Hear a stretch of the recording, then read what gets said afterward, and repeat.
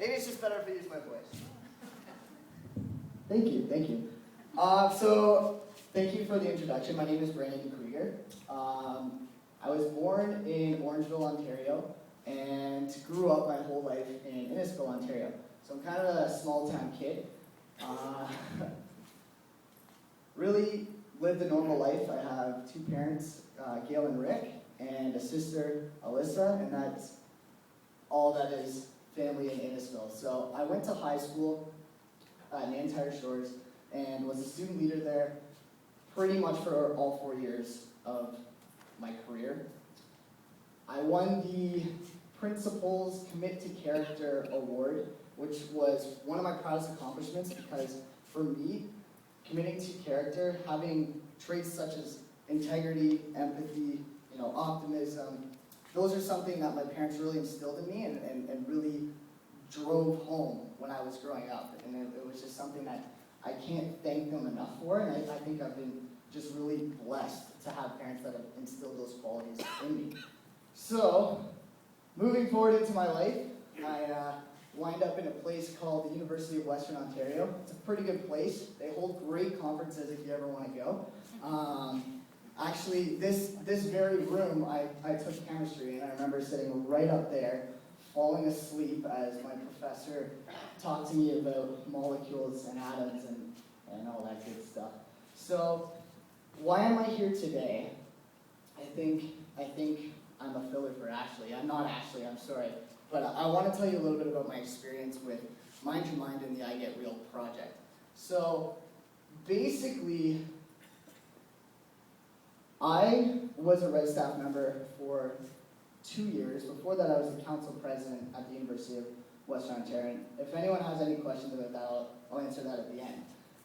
But one thing that I saw firsthand was that in university, kids go through the ringer with respect to mental health stuff. I mean, I have seen people come to me talking about how stressful it is to get the grades that they want, how stressful it is to try to fit in. I mean, these people are coming from all across Canada to live in one place where they know, as low as 0 people.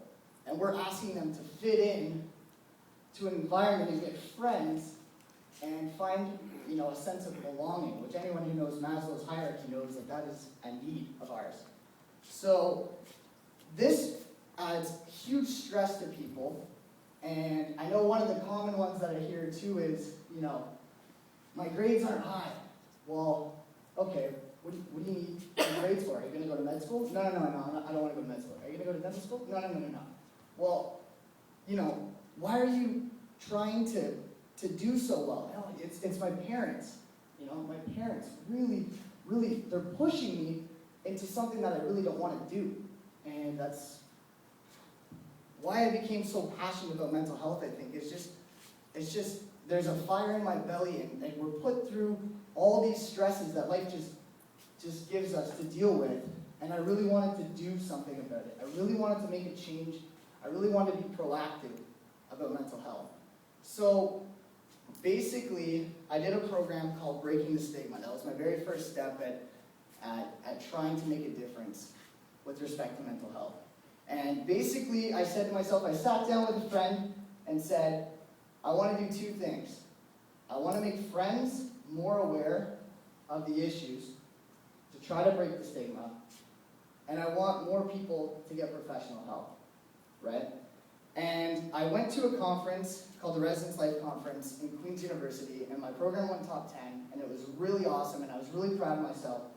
But I was not nearly so proud that when I got an email from one of the people that was at my program, and they said to me, because of your program, I took my best friend to see a professional who's been battling severe depression for over a year now. And that for me just was life-changing. You try.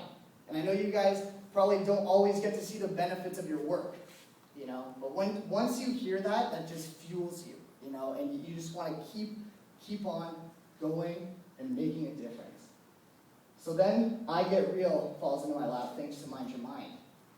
This was an opportunity where we were asked to make a video and a poster series that could be, taken as far as possible, essentially. And right now, this video, which we call Help a Friend on YouTube, or it's a public service announcement, it is actually being aired nationally on CTV, on the Discovery Channel, on TSN, or it's as far as we can take it. And so I just want to tell you a little bit about, before I show you the video, I'm going to show you the video. I want to tell you a little bit about the symbolism behind the video. So it starts out very crowded. I mean, a lot of stuff is going on. It's in black and white, and I think you sort of get the feeling of just busyness and chaos and just unclarity. And so people are walking by saying, hey, how are you? How's it going? Yo, what's up? And no one's actually stopping to have a real conversation. And I think in order to be proactive about the stigma that surrounds mental health, you have to have real conversations. You have to be on the level of the person that you're talking to. And so that's what we try to do here, which was just, let's have a good conversation and show your support for these people, because these are real issues. That's why the campaign is called I Get Real.